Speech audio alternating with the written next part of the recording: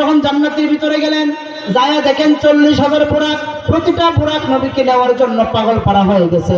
আরেকটা বুরাক নবীর জন্য কাঁদতে কাঁদতে চোখের মধ্যে গা বানায়া ফেলছে। জিব্রাইল ডাক দিয়া বলতেছেন, আসো বুরাকরা আসো,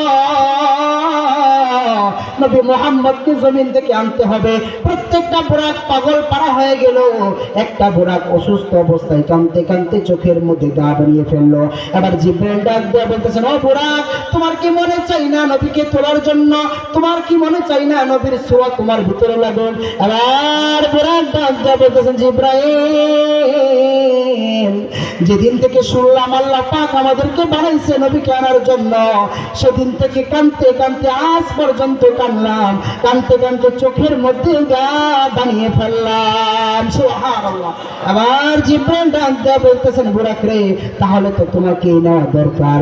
যে বুরাক নবীর জন্য পাগল পাড়া হয়ে কাঁদতে কাঁদতে চোখের মধ্যে গা বানিয়ে ফেললো, সেই বুরাককে নবীর কাছে নিয়ে আসলো। যখন বুরাককে নবীর কাছে নিয়ে আসলো, নবীজির ছোঁয়া পাইয়া বুরাকটা এত পরিমাণ সুস্থ শক্তিশালী হয়ে গেল। 40,000 বুরাকের চাইতে সবচেয়ে বড় শক্তিশালী এবং দ্রুতগামী বুরাক আল্লাহ তাকে বানাইয়া দিল। সুবহানাল্লাহ। এবার বুরাকের মাধ্যমে নবীজি রওনা হবেন কোথায়? লাইলান মিনাল মসজিদিল হারাম ইলাল মসজিদিল আকসা, মসজিদে হারাম থেকে মসজিদে আকসা থেকে রওনা হবেন। এবার মসজিদে আকসার মধ্যে গেলেন। এবার জিব্রাইল ডাক দিয়ে বলতেছেন, ইয়া রাসূলুল্লাহ, ইয়া হাবিবাল্লাহ, আপনি এখানে নামুন, নামার পরে ওযু করেন, ওযু করার পরে এখানে 2 রাকাত নামাজ আদায় হবে। নবী আলাইহিস সালাতু ওয়াস সালাম মসজিদে আকসার মধ্যে যায় দেখেন সমস্ত নবীরা, সমস্ত রাসূলরা, আদম থেকে হযরত ঈসা পর্যন্ত সব নবী রাসূলরা নামাজরত অবস্থায় কার জন্য জানি অপেক্ষা করতেছে। সুবহানাল্লাহ। সব নবীরা, সব রাসূলরা, আদম থেকে ঈসা রূহুল্লাহ পর্যন্ত সব নবী রাসূলরা এখানে।